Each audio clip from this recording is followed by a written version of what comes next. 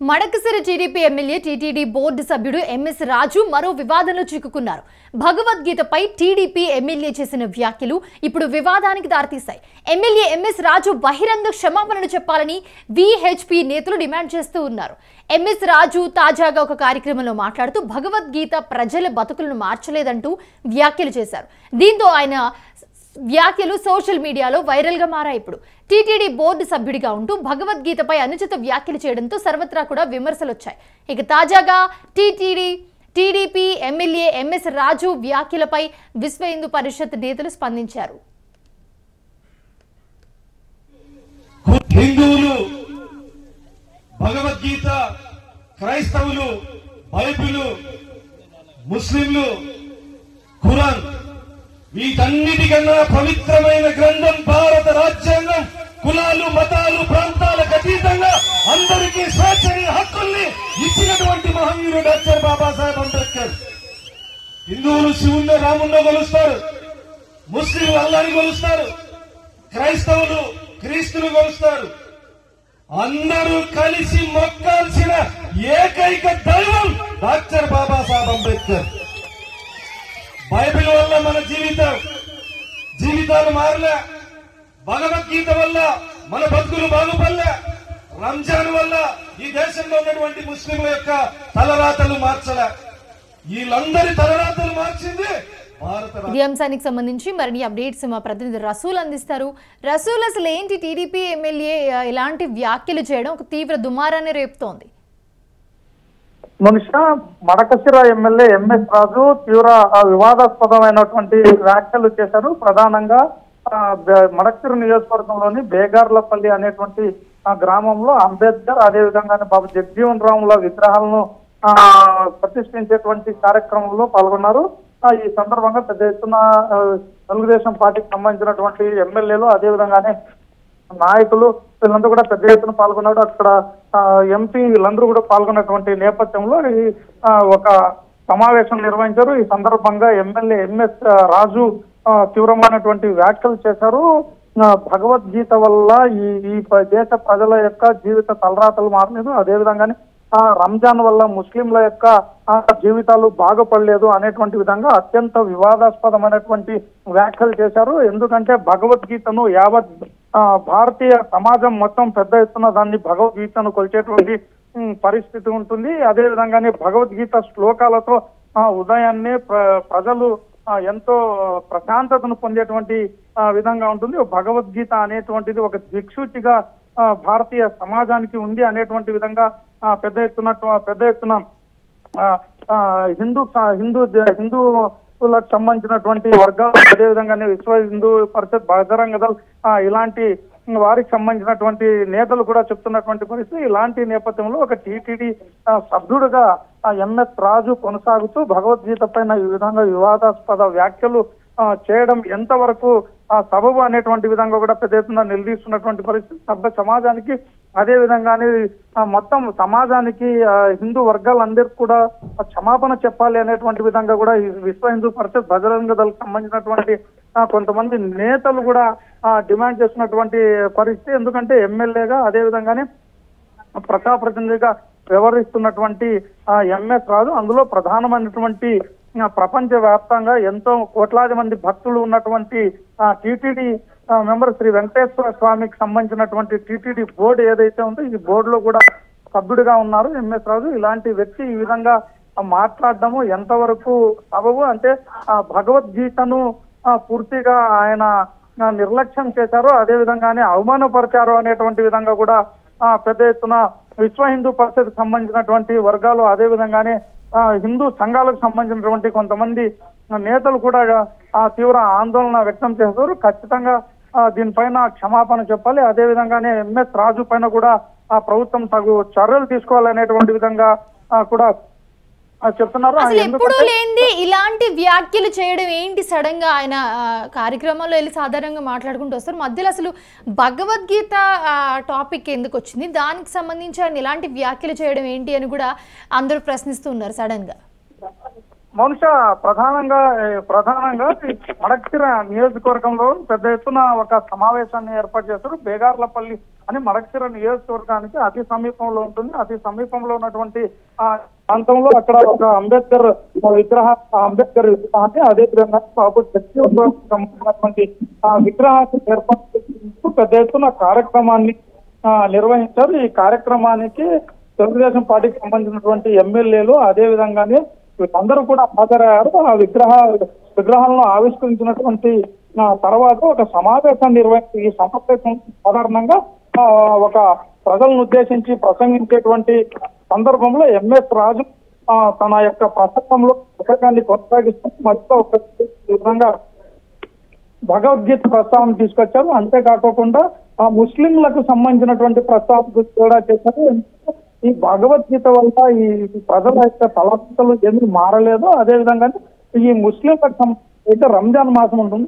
ఈ రంజాన్ మాసం వల్ల కూడా వాళ్ళకి ఏది వనగు లేదు అనేటువంటి వివాదాలు వ్యాఖ్యలు చేశారు. సాధారణంగా ప్రజలను ఉద్దేశించి మాట్లాడేటువంటి సందర్భంలో ఈ జాతి నేతలైనటువంటి జాతి అంబేద్కర్ గురించి కావచ్చు, అదేవిధంగానే బాబు జగ్జీవన్ రామ్ గురించి కూడా మాట్లాడవచ్చు. అయితే ఈ జాతి ఉద్ధరణకు అదేవిధంగా వెనుకున్న వర్గాలకు రాజ్యాంగాన్ని నిర్మించినటువంటి డాక్టర్ బాబాసాహెబ్ అంబేద్కర్ యొక్క చరిత్రమైనటువంటి అంశాలు కావచ్చు, అదేవిధంగానే దేశ అభివృద్ధి దేశ కోసం వారు చేసినటువంటి ప్రత్యేకత వివరించవచ్చు. కానీ ఒకసారిగా ఆయన చాలా ఆవేశపూరితమైనటువంటి ప్రసంగం చేస్తూ ఈ విధంగా ఎంఎస్ రాజు మడక్సిరకు సంబంధించినటువంటి ఎమ్మెల్యే ఎంఎస్ రాజు తన ప్రసంగంలో ఆగ్రహంతో మాట్లాడుతూ చాలా అగ్రెసివ్ గా మాట్లాడేటువంటి సందర్భంలో ఈ విధంగా భగవద్గీతకు సంబంధించి అదేవిధంగా రంజాన్ మాసానికి సంబంధించినటువంటి వ్యాఖ్యలు చేయడం ఒక పెద్ద వివాదాన్ని లేపుతుంది.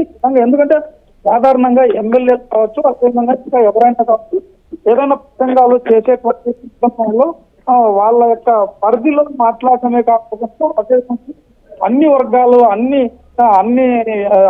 అన్ని రకాలైనటువంటి జాతులు కావచ్చు, వర్గాలు కావచ్చు, ఇద్దరు సంబంధించి చాలా సమన్వయంతో చాలా జాగ్రత్తగా మాట్లాడాల్సినటువంటి పరిస్థితుల్లో ఎమ్మెల్యే ఒక్కసారిగా ఆవేశపూరితమైనటువంటి ప్రశ్న చేశారు. ఎందుకంటే వెనుకబడిన వర్గాల కోసం వారి యొక్క జనోద్ధరణ కోసం వీళ్ళందరూ కూడా పనిచేశారు. అంబేద్కర్ యొక్క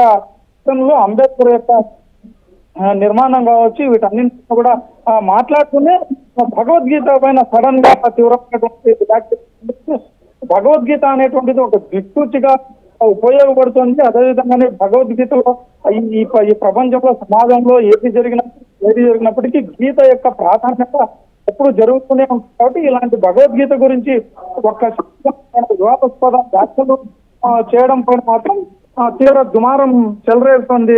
Mounika. Right, thanks for the updates Rasool. చూస్తూ ఉన్నాము టీడీపీ ఎమ్మెల్యే ఎంఎస్ రాజు వ్యాఖ్యలపై విశ్వ హిందూ పరిషత్ నేతలు స్పందించారు. ఈ సందర్భంగా ఎమ్మెల్యే ఎంఎస్ రాజు బహిరంగ క్షమాపణలు చెప్పాలని చెప్పి వాళ్ళంతా డిమాండ్ చేశారు. అయితే ఇదే సమయంలో ఆయనకు టీటీడీ బోర్డు సభ్యుడిగా కొనసాగే అర్హత కూడా లేదు అంటూ ఘాటు విమర్శలు అయితే చేశారు. విశ్వనాథ్ రెడ్డి, విశ్వ హిందూ పరిషత్ జిల్లా కార్యదర్శి, అనంతపురం జిల్లా. ఈ మధ్య మడక్సిరలో సత్సాయి జిల్లా మడక్సిర శాసనసభ్యులు శ్రీ ఎంఎస్ రాజు గారు అంబేద్కర్ గారి విగ్రహ ఆవిష్కరణలో మాట్లాడుతూ సభలో ప్రజల మధ్య మాట్లాడుతూ భగవద్గీత వల్ల బతుకులు మారలేదు, ఉపయోగం లేదు అనే విధంగా మాట్లాడారు. అక్కడ అది అసందర్భం. ఆడ అంబేద్కర్ గారిది జగజ్జీవన్ గారిది విగ్రహావిష్కరణలో ఈ భగవద్గీత గురించి హిందువుల మనోభావాలు దెబ్బతీయంగా మాట్లాడటము అనవసరం. కానీ ఆయన ఒక ప్రజాప్రతినిధి అయింది, రాజ్యాంగబద్ధంగా గెలిచారు. అది కూడా హిందువుల ఓట్లతో, హిందువుల ఓటు బ్యాంకుతో గెలిచి అది ఏమాత్రము స్ఫురణలో అంటే మనసులో పెట్టుకోకుండా జాగ్రత్త మాట్లాడకుండా ఇలా నోరు జారి అనవసరంగా హిందూ మనోభావాలను దెబ్బతీసే విధంగా మాట్లాడడం అనేది విశ్వ హిందూ పరిషత్ తీవ్రంగా ఖండిస్తుంది. అలాగే ఇలాంటి వ్యక్తి అత్యంత పవిత్రమైన కలియుగ దైవమైన శ్రీ వెంకటేశ్వర స్వామి తిరుమల తిరుపతి దేవస్థానంలో ఒక బోర్డు మెంబర్గా కొనసాగించడానికి ఏమాత్రం అర్హుడు కాదు, పూర్తిగా అనర్హుడు. దీనికి సంబంధించి ఆయన ప్రజల మధ్య హిందువులందరికీ పబ్లిక్గా ఏ విధంగా అయితే పబ్లిక్గా మాట్లాడారో అదేవిధంగా పబ్లిక్గా దేశవ్యాప్తంగా ప్రపంచవ్యాప్తంగా ఉన్న హిందువులందరికీ క్షమాపణ చెప్తూ కోరుతూ ప్రాధిపడి క్షమాపణ కోరాలి. అదేవిధంగా టీటీడీలో మెంబర్గా బోర్డు మెంబర్గా కొనసాగడం అనర్హుడు కాబట్టి దానికి రాజీనామా చేయాలి. రాజీనామా చేయకపోతే ఆయన ఎవరైతే నియమించారో ప్రభుత్వం కావచ్చు ఇంకెవరు కావచ్చు వాళ్ళు ఆయన బర్తరఫ్ చేస్తే విశ్వ హిందూ పరిషత్ తరఫున మేము ధన్యవాదాలు తెలుపుతాం. లేదంటే బర్తరఫ్ చేసే వరకు మేము పోరాటం కొనసాగిస్తాం. ఇది ఈ మధ్య కాలంలో ప్రతి చోట కూడా హిందువులను హిందూ మనోభావాలను దెబ్బతినే విధంగా భారతదేశంలో హిందువులు మెజారిటీ ఉన్న దేశంలో ఈ విధంగా మాట్లాడుకుంటూ పోవడము, తర్వాత ఏదో క్షమాపణ చెప్పి చేతులు దులిపేసుకోవడము ఇది ఆనవాయితీగా వస్తుంది. దీన్ని ఏమాత్రం సహించబోము. ఇది ఈయనకే కాదు, ఎవరైనా సరే హిందువుల గురించి, హిందూ మనోభావాల గురించి, దేవాలయాల గురించి, హిందుత్వం గురించి, ధర్మాల గురించి ఎవరైనా సరే ఎటువంటి పరిస్థితుల్లో అయినా సరే నోరు జారి అదుపులో పెట్టుకోకుండా మాట్లాడితే దీనికి తీవ్రంగా పరిణామాలు ఎదుర్కోవాల్సి వస్తుంది. ఇప్పుడు దీని తర్వాత జరిగే హిందూ కార్యక్రమాల్లో కానీ, లేకపోతే హిందూ సంఘటన కార్యక్రమాల్లో కానీ, లేకపోతే ప్రజా కార్యక్రమాల్లో కానీ హిందువులు ఓట్లు అడుక్కునే దగ్గరికి పోతే కానీ అక్కడ హిందూ ప్రజలు అసహించుకునే విధంగా అక్కడ కాలర్ పెట్టుకుని అడిగే విధంగా మేము ఉద్యమిస్తాం. దానికి ఖచ్చితంగా మీరు ఎదుర్కోవాల్సి వస్తుంది. ఆ రోజైనా మీరు బాధపడాల్సి వస్తుంది. కాబట్టి ముందుగానే క్షమాపణ చెప్పేసి దానికి సంబంధించి టీటీడీ బోర్డు మెంబర్గా రాజీనామా చేస్తే అంతో ఇంతో గౌరవం మిగులుతుంది.